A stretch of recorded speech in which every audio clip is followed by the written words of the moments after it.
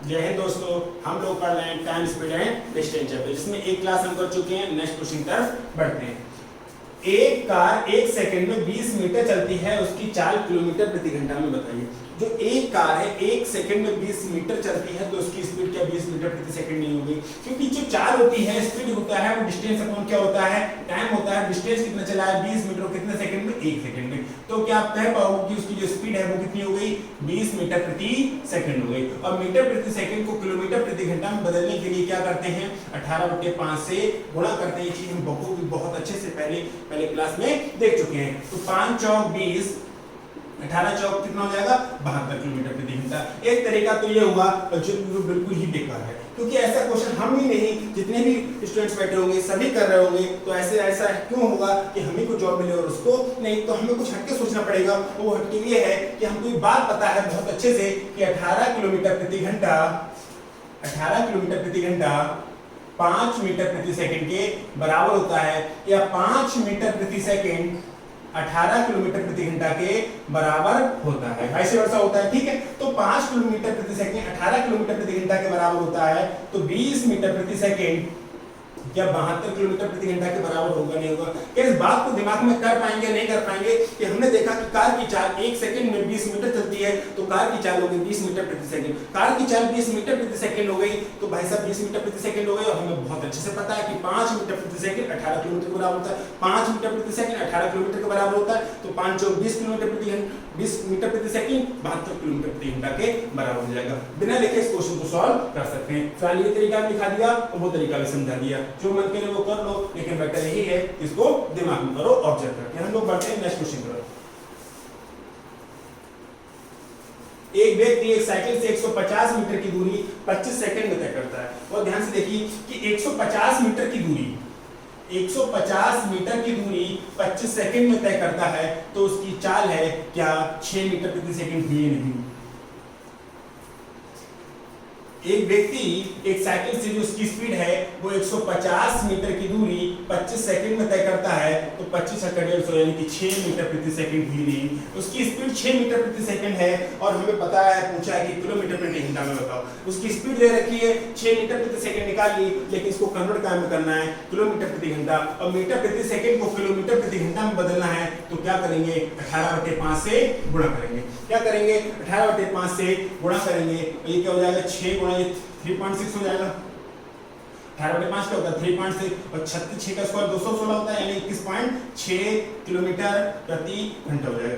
21.6 kilometre प्रति घंटा हो जाएगा। एक तरीका ये है। अब दूसरा तरीका होता है आप ऑप्शन के थ्रू कैसे कर सकते हो। ऑप्शन के थ्रू हमने बहुत पहले कई बार समझाया, इस चीज को बहुत अच्छे से क्लियर है कि मीटर प्रति सेकंड को अगर किलोमीटर प्रति घंटा में बदलना है, अगर मीटर प्रति सेकंड को किलोमीटर प्रति घंटा में बदलना है, तो आपको पता है कि मीटर प्रति सेकंड को किलोमीटर प्रति घंटा में बदलने के लिए 18/5 से क्या करते हैं 18/5 से क्या करते हैं गुणा करते हैं। और 18 में 9 का मल्टीपल होता है नहीं होता है। और एक बात हमने पहले बहुत अच्छे से समझाई थी पहले क्लास में, आप फिर से समझ लो कि अगर a में 3 की गुणा कर दो, तो यहाँ पर जो भी नंबर होगा, जैसे 3a आएगा, कुछ भी आएगा, क्या 3 से कटेगा। अगर b में आप 4 की गुणा कर दो, तो यहाँ पर जो भी नंबर आएगा वो 4 से कटेगा या नहीं कटेगा। अगर सी में 10 की गुणा कर दो, तो यहाँ पर जो भी नंबर आएगा वो 10 से कटेगा या नहीं कटेगा। ऐसे ही इस नंबर में अगर आप 18 में क्या है 9/5, और इसको और अच्छे से क्लियर कर लो कि आपने कहा कि मीटर प्रति सेकेंड को मैं कह सकता हूँ 2/5 गुणे 9, 2/5 गुणे 9, क्योंकि 9 में 18/5 बात तो ही की। हमने क्या कहा कि 18/5 को कैसे लिख लिया, 18/5 को लिख लिया हमने 9 गुणे 2/5, ठीक है। तो 9 को यहाँ से उठाया, बिल्कुल लास्ट में पहुंचा दिया ऐसे करके। तो यहाँ पर जो भी नंबर है उसमें आप 9 से गुणा कर रहे हो, यहाँ पर जो भी नंबर है उसमें आप 9 से गुणा कर रहे हो या नहीं कर रहे हो, यहाँ पर जो भी नंबर है उसमें आप 9 से गुणा कर रहे हो। तो इधर जो भी नंबर आएगा, वो 9 से कटना चाहिए। इस बात को सोच के देखो कि इधर जो भी नंबर आएगा वो 9 से कटना चाहिए या नहीं कटना चाहिए। हमने कहा यहाँ पर कुछ भी नंबर है, इसमें अगर मैं 9 से गुणा कर दूं, तो यहाँ पर जो भी नंबर आएगा वो 9 से कटेगा, डेफिनेटली कटेगा। क्या इसमें कोई बहुत बड़ी बात है? मैंने सवाल को लिख के करा दिया, लेकिन मैं चाहता हूं कि इसको बिना लिखे आप डायरेक्ट ऑब्जर्व करके क्वेश्चन को सॉल्व करो। तो उसके लिए छोटी सी बात है, उसको आप समझने की कोशिश करो कि अगर ये लिखा है, अब एक जिससे आपने कहा कहा कि d इंटू 7, तो यहाँ पर जो भी नंबर आएगा वो 7 से कटेगा या नहीं कटेगा? बहुत अच्छे समझो, कटेगा, डेफिनेटली कटेगा। कुछ भी हो सकता है d, कुछ भी हो सकता है, लेकिन जो भी नंबर आएगा वो 7 से कटेगा। हमने कहा कि e में अगर मैं 12 की गुणा कर दूं तो यहाँ पर जो भी नंबर आएगा वो 12 से कटेगा नहीं कटेगा? अगर ये कटेगा तो आप चीजों को आगे समझते हैं कैसे होगा। ये तो आप समझ ही गए होंगे कि 150/6 6 मीटर प्रति सेकंड और उसको किलोमीटर प्रति घंटा में बदल लिया और आंसर लगा दिया। लेकिन वैसे करने थोड़ा ना बैठे हम, इतना समय थोड़ा ना हमारे पास कि हम इनको ऐसे सॉल्व करेंगे।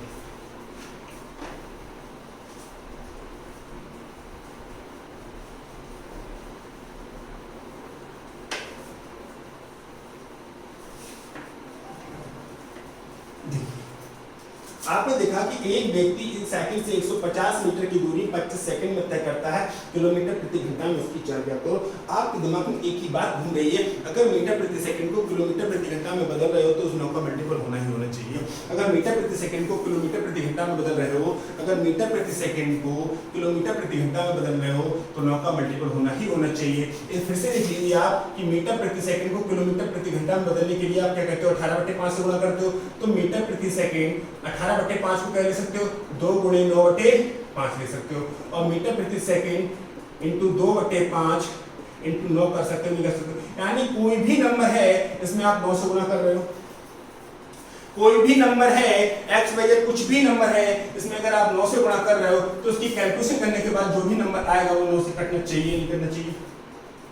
सोचिए, यहाँ पर कुछ भी नंबर है उसमें अगर आप 9 की गुणा कर रहे हो तो जो भी नंबर आएगा वो 9 से कटना चाहिए। ये बात क्लियर है कि नहीं? यानी कि हम इस बात को समझ गए कि भाई साहब मीटर प्रति सेकंड को किलोमीटर प्रति घंटा में बदला है, मीटर प्रति सेकंड को किलोमीटर प्रति घंटा में बदला है, तो जो भी आंसर होगा वो 9 का मल्टीपल होना चाहिए। अब 9 का मल्टीपल होने के लिए आप ऑप्शन से देखिए कि कौन सा ऑप्शन 9 का मल्टीपल है और कौन सा ऑप्शन 9 का मल्टीपल। क्या 25 9 का मल्टीपल है? नहीं है। क्या 23 9 का मल्टीपल है?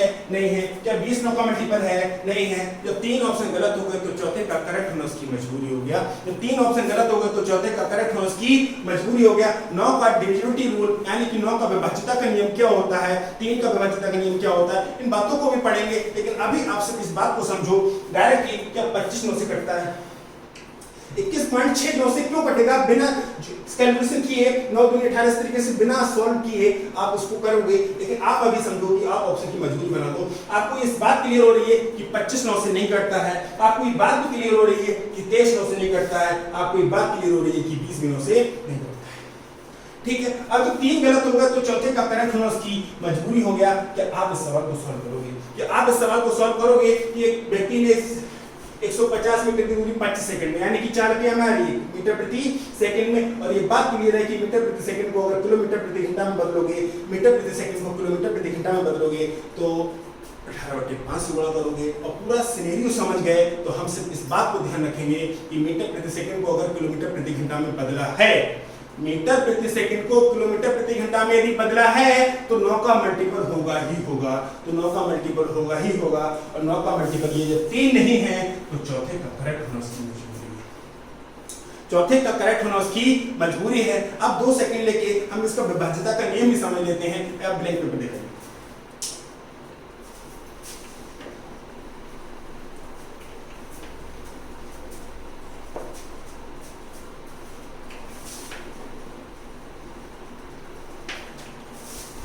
आप देखिए कि हमने कहा कि 9 × 3 कितना होता है 27, 9 × 4 कितना होता है 36, 9 × 9 कितना होता है 81, 9 × 12 कितना होता है 108, 14 × 9 कितना होता है 126, 15 × 9 कितना होता है 135 और 21 × 9 कितना होता है 189 और 31 × 9 कितना होता है 289। कोई भी नंबर है x y z मान लो तो आप इस चीज को देखो कि 9 का विभाज्यता का नियम क्या होता है। यदि कोई संख्या 9 का मल्टीपल है, यदि कोई संख्या 9 का मल्टीपल है तो संख्या के अंकों का योग 9 से कटेगा। 7 और 2 कितना होता है 9। क्या 9 9 से कटता है? हाँ कटता है। 6 और 3 9। क्या 9 9 से कटता है? हाँ कटता है। 8 और 1 9। क्या 9 9 से कटता है? हाँ कटता है। 8 और 1 9। क्या 9 9 से कटता है? हाँ कटता है। 6 2 8 और 1 9। क्या 9 9 से कटता है? हाँ कटता है। 5 और 3 8 और 1 9। क्या 9 9 से कटता है? हाँ कटता है। 9 8 17 और 1 18, क्या 18 9 से कटता है? 9 और 8 17 और 1 18, 9 7 16 और 2 18, क्या 18 9 से कटता है? अब इस चीज को समझे बहुत अच्छे से कि यदि किसी संख्या के यदि कोई संख्या 9 से डिविजिबल है, यानी यदि कोई संख्या 9 से विभाज्य है तो संख्या के अंकों का योग 9 से कटना चाहिए। यदि कोई संख्या कोई भी संख्या हो सकती है, आप ये भी कह सकते हो कि 1 कितना इंटू 9 कितना हो जाएगा? 9 9 9 ये हो जाएगा। तो इसका भी संख्या के अंकों का योग कितना आ सकता है? तो क्या 27 9 से कटता है? वैसे भी आपको बहुत छोटी सी बात है कि 9 का विभाज्यता करने, यानी कि 9 का डेरिवेटिव रूट क्या होता है। यदि किसी संख्या के अंकों का योग यदि किसी संख्या के अंकों का योग 9 से कटेगा, यदि किसी संख्या के अंकों का योग 9 से कटेगा तो संख्या 9 से कटेगी। हम इसको पढ़ेंगे सभी 1 2 3 4 5 6 7 8 9 एक्स किसी भी नंबर का विभाज्यता का नियम कैसे हम पहचानेंगे बिना क्वेश्चन को चेक किए कि कौन सा नंबर किससे कटेगा और किससे नहीं। उसकी सेपरेट वीडियो आपको मिल जाएगी, डिस्क्रिप्शन में लिंक दे देंगे कि आपको कैसे कैसे करना है। लेकिन अभी चीजों को समझते हैं कि बस हमें अभी 9 की जरूरत है तो 9 का हम समझ लेते हैं और पूरा 1 2 3 4 5 6 7 बहुत सारे नंबर हैं, उनका विभाज्यता का नियम आपको समझा देंगे। तो आप इस चीज को समझो, यदि किसी संख्या के अंकों का योग 9 से कटेगा तो संख्या 9 से डेफिनेटली कटेगी। हमने बहुत सारे नंबर लिख के देखे जो ऑलरेडी 9 से कटती थी, तो हमने उस संख्या के अंकों का योग चेक करके देखा तो संख्या के अंकों का योग भी 9 से कट रहा था। ठीक है, अब आप देखते हैं ऑप्शन को देखिए। सी ऑप्शन को देखिए, 5 और 2 7 कटेगा नहीं, 3 और 2 5 कटेगा नहीं, 2 और 0 कटेगा नहीं, 2 और 1 3 और 6 9 कटेगा। डेसिमल से कोई फर्क नहीं पड़ता है। 2 और 1 3 और 6 9, क्या 9 9 से कटेगा? हाँ कटेगा। यदि किसी संख्या के अंकों का योग 9 से कटता है तो संख्या 9 से कटेगी, डेफिनेटली कटेगी। तो हमें पूरा क्वेश्चन को चेक नहीं करना है। 21.6 को ऐसे चेक करने मत बैठ जाना कि 21.6 को चेक करके देखो 9 से 9 2 18 बचे 3.6, इस तरीके से करने चेक करने मत बैठ जाना। आप डायरेक्ट क्वेश्चन को कर सकते हो कि आप संख्या के अंकों का यदि किसी संख्या के अंकों का योग 9 से कटता है तो संख्या 9 से कटेगी। और यदि किसी संख्या के अंकों का योग 3 से कटता है तो संख्या 3 से कटेगी। और यदि किसी संख्या का अंकों का योग 27 से कटता है तो संख्या 27 से कटेगी। यदि किसी संख्या के अंकों का योग 3 से कटता है तो संख्या 3 से कटेगी। और यदि किसी संख्या के अंकों का योग 9 से कटता है तो संख्या 9 से कटेगी। और सेम ऐसा ही होगा हमारा 27 के साथ। यदि किसी संख्या के अंकों का योग 27 से कटेगा तो संख्या 27 से कटेगी।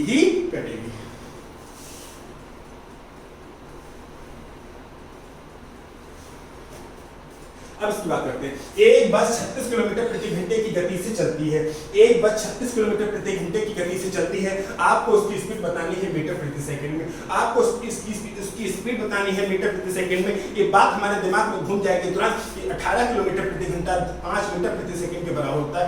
18 किलोमीटर प्रति घंटा 5 मीटर प्रति सेकंड के बराबर होता है तो 36 किलोमीटर प्रति घंटा 10 मीटर प्रति सेकंड के बराबर होगा। क्या इस सवाल को लिखने की क्या सोचने की जरूरत है? क्या 2 सेकंड में क्वेश्चन सॉल्व नहीं हो सकता? ये चीज क्लियर नहीं होगी कि 36 किलोमीटर प्रति घंटे की गति चलती है, उसको बताना है आपको मीटर प्रति सेकंड में। और ये बात बहुत अच्छे से क्लियर है कि 18 किलोमीटर प्रति घंटा 5 मीटर प्रति सेकंड के बराबर होता है। तो कि ये 36 किलोमीटर प्रति घंटा 10 मीटर प्रति सेकंड के बराबर नहीं होगा। क्या इसको लिखने की जरूरत है? नहीं, लिखने की जरूरत नहीं है। आप क्वेश्चन को डायरेक्ट सॉल्व कर सकते हो। हम बढ़ते हैं नेक्स्ट क्वेश्चन में।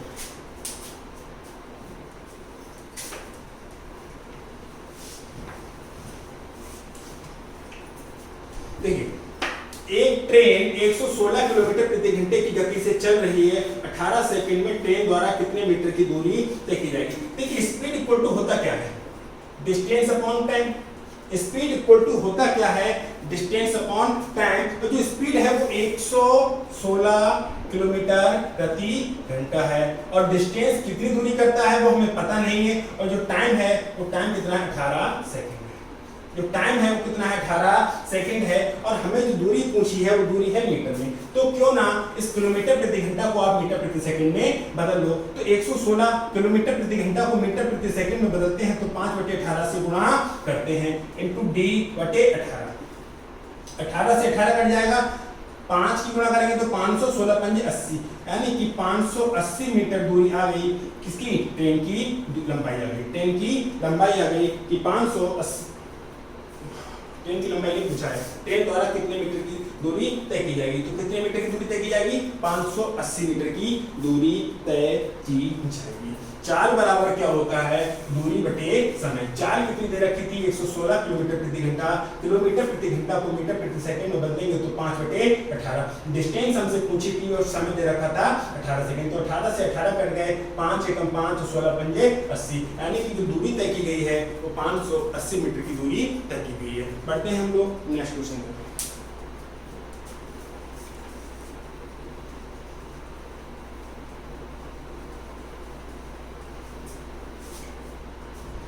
एक 120 मीटर लंबी एक रेलगाड़ी प्लेटफॉर्म पर खड़े एक व्यक्ति को पार करने में 10 सेकंड का समय लेती है। रेलगाड़ी की चाल बताओ। और रेलगाड़ी की जो चाल बतानी है वो मीटर प्रति सेकंड में बतानी है। चाल बराबर क्या होता है? दूरी बटे समय। ये बात हमको बहुत अच्छे से पता है कि चाल बराबर क्या होता है? दूरी बटे समय। और दूरी 120 है, समय 10 है, तो 120 बटे 10 12 क्या हो पाएगा? नहीं हो पाएगा। क्या इसको मैं लिखने की जरूरत है? Speed equal to distance upon time होता है। Speed equal to distance upon time होता है। डिस्टेंस कितनी कवर की गई है? 120 मीटर की, और कितना समय लिया है? 10 सेकंड। तो कितना आ गया? 12 मीटर पर सेकंड। कितना आ गया? 12 मीटर पर सेकंड। क्या इसको हम दिमाग में नहीं कर सकते? आप आदत डालो क्वेश्चन को डायरेक्ट सोचने की। बढ़ते हैं नेक्स्ट क्वेश्चन।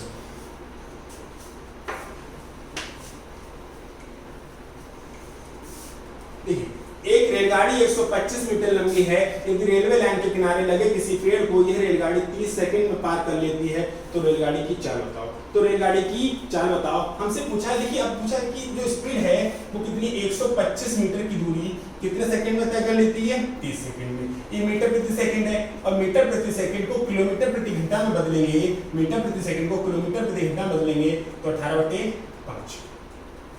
करेक्ट, क्योंकि छोटे नंबर को बड़े नंबर बदलते हैं तो 18/5 में दोनों तरीके समझाऊंगा। आप चिंता ना कीजिए कि आपके कहा 6 पंजे 30, 6 3 18, 25, अच्छा 25 हो जाएगा, और 25 पंजे कितना हो जाएगा? 125। तो स्पीड कितनी आ गई?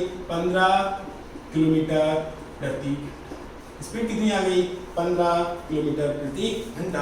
और जो दूसरा तरीका है वो ये था कि हमें पता है कि मीटर प्रति सेकंड को किलोमीटर प्रति घंटा में बदलते हैं। मीटर प्रति सेकंड को किलोमीटर प्रति घंटा में बदलते हैं तो 18/5 से गुणा करते हैं, और 18 में क्या होता है? 9 होता है। आप 9 का मल्टीपल से भी चेक कर सकते हो कि यहाँ पर आप देखिए 14 और 16 तो हो ही नहीं सकते, क्योंकि इसमें ना तो 3 है ना 9 है। अब बचे ऑप्शन 15 और 12। अब आपको पता है कि जो ऊपर मेरा नंबर है 125/30 गुणे क्या हो जाएगा?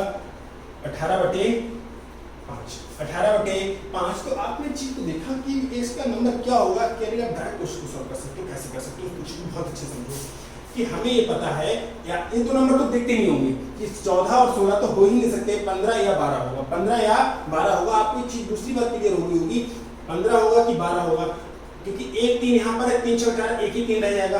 सिर्फ और सिर्फ एक 3 है, इसीलिए एक 3 दोनों में आ रहा है। लेकिन यहाँ पर 5 भी तो बच रहा है। 1 5 इसमें, 1 5 इसमें, और 3 5 इसमें। 30 का मतलब क्या होता है? 5 गुणे 6। और 125 का मतलब क्या होता है? 5 गुणे 5 गुणे 5। यही तो मतलब होता है, यही तो मतलब होता है।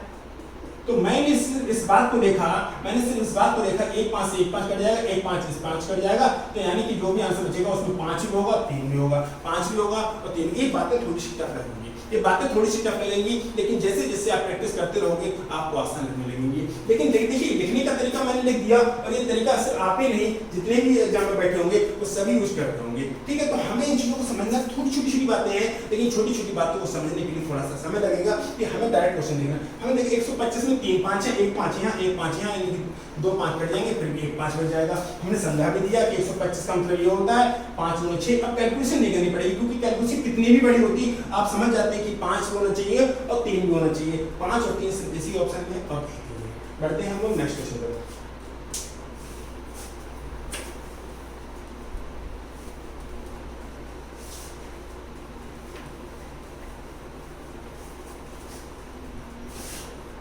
एक 180 मीटर लंबी रेलगाड़ी 90 किलोमीटर प्रति घंटे की गति से चल रही है। एक पोस्ट से गुजरने में कितना समय लेगी? देखिए, जो स्पीड है, स्पीड इक्वल टू क्या होता है? Distance upon time. स्पीड कितनी है? 90 किलोमीटर प्रति घंटा। और डिस्टेंस कितनी है 180 मीटर, और कितना समय लेगी वो हमको नहीं पता, कितना समय लेगी वो हमको नहीं पता। तो हमें कुछ नहीं पता, बस इतना सा पता है कि अगर जो समय, सबसे पहले आप देख लो कि समय किसमें देगा, समय सेकंड में दे रखा है, ऑप्शन देखिए समय किसमें निकालना है, सेकंड में निकालना है। तो किलोमीटर प्रति घंटा किसमें बदल लो, किलोमीटर प्रति घंटा को किसमें बदल लो, किलोमीटर प्रति घंटा को बदल लो मीटर प्रति सेकंड में। और मीटर प्रति सेकंड में बदलने के लिए क्या करोगे आप, 5/18 से गुणा करोगे। किलोमीटर प्रति घंटा को मीटर प्रति सेकंड में बदलने के लिए 5/18 से गुणा करोगे, 180/t हो जाएगा। ठीक है, तो 18 पंजे 90 हो जाएगा। ठीक है, तो t बराबर क्या मिलेगा 180/25, 180/25 मिलेगा। अब आप देखिए कि आप ऑप्शन से चेक कीजिए। आप पहली बात तो कैलकुलेशन करोगे तो बहुत समय लग जाएगा। कैसे लग जाएगा, ये नीचे करो, 5 से काटो, 5 25 और यहाँ आ जाएगा 36। ठीक है, तो 5 7 35, 5 दूनी 10, इतना सेकंड 7.2 सेकंड। लेकिन इतना नहीं करना है। आप क्या देख सकते थे, आप ऑप्शन को चेक कीजिए। आपको पता है कि जो भी आंसर आ रहा है वो 180/25 आ रहा है। ऐसे सॉल्व भी तो करना है। अगर 25 8 कर दूं तो 200 पहुंच जाएगा। अगर मैं 25 8 बार दे दूं तो 200 से ऊपर पहुंच जाएगा, यानी कि 8 से ऊपर हो ही नहीं सकता। तो ये कितना पड़ा, 25 7 175, 25 7 107 से थोड़ा सा ज्यादा और 7 से थोड़ा सा ज्यादा, यही ऑप्शन है। तो इसको टिक करो, आगे बढ़ो। आपको कैलकुलेशन करने में कम से कम 2 सेकंड तो बचेंगे, और 2 सेकंड ही सफिशिएंट है। 2 सेकंड बहुत मायने रखते हैं कि आपको एग्जाम में बैठ के अगर 2 सेकंड बच रहे किसी सवाल में तो बहुत मायने रखते हैं। ठीक है, तो ये हुआ क्या कि हमने देखा कि 8 बार तो जा नहीं रहे, 8 बार नहीं जा रहे, 8 से थोड़ा कम जाएगा, 8 क्योंकि 25 7 7 से थोड़ा सा ऊपर जाएगा, तो 8 बार तो बहुत ऊपर पहुंच रहे हैं ना। तो 25 7 175, यानी 175 से थोड़ा ज्यादा, तो 7.2 सवाल का आंसर हो जाएगा। वरना आप जैसे ही कर सकते हो, जैसा मन करे आप ऐसा कर सकते हो। नेक्स्ट क्वेश्चन,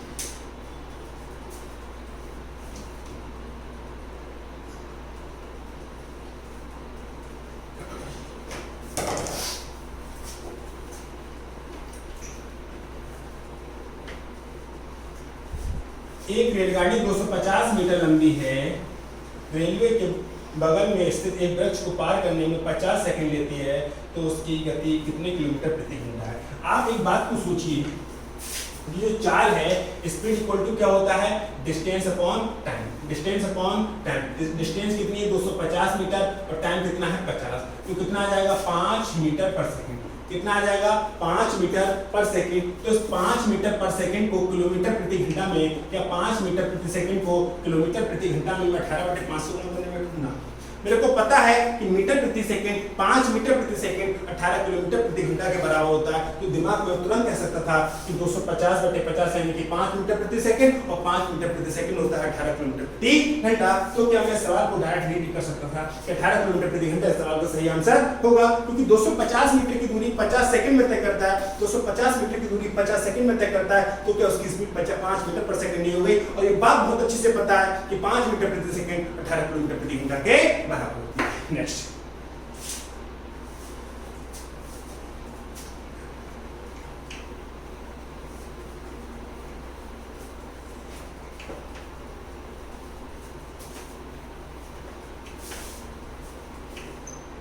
एक गाड़ी 90 किलोमीटर प्रति घंटे की चाल से चल रही है। यदि वह एक सिग्नल को 10 सेकंड में पार कर ले तो मीटर में उसी गाड़ी की लंबाई कितनी होगी। आप उसकी देखिए कि स्पीड इक्वल टू होता क्या है, डिस्टेंस अपॉन टाइम। स्पीड कितनी है 90 किलोमीटर प्रति घंटा, स्पीड कितनी है 90 किलोमीटर प्रति घंटा, और हमसे पूछा है कि वह एक सिग्नल को 10 सेकंड में पार कर लेती है। तो जो ना कोई डिस्टेंस होगी बटे 10 सेकंड। ठीक है, तो 90 किलोमीटर प्रति घंटा को मीटर प्रति सेकंड में बदलेंगे तो 5/18 से गुणा करेंगे, इक्वल टू d अपॉन 10। 18 पंजे 90 हो जाएगा। तो d बराबर कितना हो जाएगा 250 मीटर। d बराबर कितना हो जाएगा 250 मीटर। आप ऐसे भी सॉल्व कर सकते हो, और जब मैं जिससे मन करे वैसे सॉल्व कर सकते हो। एक गाड़ी 90 किलोमीटर प्रति घंटा, आपको दिमाग में तुरंत आएगा 90 किलोमीटर प्रति घंटा का मतलब 25 मीटर प्रति सेकंड। समझिए, लिखना नहीं है ऐसे, ये छोटी छोटी बातें होगी, बेहूदी बातें होगी, ऐसे नहीं करना है। हमें डायरेक्ट करना, तो डायरेक्ट करने के लिए थोड़ा सा सोचना पड़ेगा कि कह रहा है कि 90 किलोमीटर प्रति घंटा, 90 किलोमीटर प्रति घंटा का तुरंत दिमाग में आएगा कि 25 मीटर प्रति सेकंड। और भाई साहब ये बात क्लियर है कि स्पीड इक्वल टू क्या होता है, distance upon time. Speed equal to क्या होता है, डिस्टेंस अपॉन टाइम। ये 90 किलोमीटर प्रति घंटा आप क्यों पढ़ रहे हो, आप पढ़ो 25 मीटर प्रति सेकंड, और डिस्टेंस पता नहीं, और t है 10, तो d बराबर कितना 250। d बराबर कितना हो जाएगा 250 हो जाएगा। क्या आपको सॉल्व करने की जरूरत है, क्या इतना बड़ा सॉल्यूशन करने की जरूरत है, नहीं करने की जरूरत है। आपको पता है कि 90 किलोमीटर प्रति घंटा 25 मीटर प्रति सेकंड के बराबर होता है, और 1 सेकंड में अगर आप 25 मीटर की दूरी तय करता हूं तो 10 सेकंड में 250 सेकंड की दूरी 250 मीटर की दूरी तय कर लूंगा। फिर से समझिए, एक गाड़ी 90 किलोमीटर प्रति घंटे की चाल से चलती है। अगर 90 किलोमीटर प्रति घंटे की चाल से चलती है तो उसकी स्पीड कितनी हो गई? 25 मीटर प्रति सेकंड। 25 मीटर प्रति सेकंड, क्योंकि 18 किलोमीटर प्रति घंटा 5 मीटर प्रति सेकंड के बराबर होता है, तो 90 किलोमीटर प्रति घंटा 25 मीटर प्रति सेकंड के बराबर नहीं हो जाएगा। तो मैं उसको सॉल्यूशन क्यों करूंगा ऐसे लिख के? मैं डायरेक्ट बोलूंगा कि 25 मीटर प्रति सेकंड और 25 मीटर प्रति सेकंड चाल है, यानी कि 1 सेकंड में 25 मीटर की दूरी तय करता है, तो 10 सेकंड में 250 सेकंड की दूरी तय कर लेगा। अब मुझे लिखने की जरूरत नहीं पड़ने वाली है, मुझे लिखने की जरूरत नहीं पड़ने वाली है। हम बढ़ते हैं नेक्स्ट क्वेश्चन। अब कह रहा है एक रेलगाड़ी 36 किलोमीटर प्रति घंटा। अब तुरंत दिमाग में आएगा 36 किलोमीटर प्रति घंटा का मतलब है 10 मीटर प्रति सेकंड। 36 किलोमीटर प्रति घंटे का मतलब है 10 मीटर प्रति सेकंड, यानी कि 10 मीटर प्रति सेकंड चल रहा है। 1 सेकंड में 10 मीटर चलता है, तो 25 सेकंड में 250 मीटर चलेगा। अब उसको लिखने की जरूरत है क्या? सोच के देखिए, सिर्फ इतने सा ही तो यूज किया, बस इसी बात को तो सोचा कि 18 किलोमीटर प्रति घंटा 5 मीटर प्रति सेकंड के बराबर होता है। मैं सवाल को क्यों पढ़ूं कि 36 किलोमीटर प्रति घंटा को मीटर प्रति सेकंड में बदलूं, फिर ये सॉल्यूशन करूं, ऐसा समय हमारे पास नहीं है।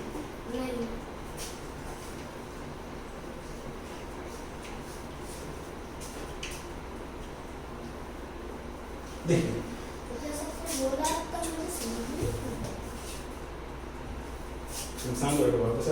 देखिए, आपने कहा कि 36 किलोमीटर प्रति घंटा, तो 36 किलोमीटर प्रति घंटे का मतलब क्या होता है? 18 किलोमीटर प्रति घंटा। 18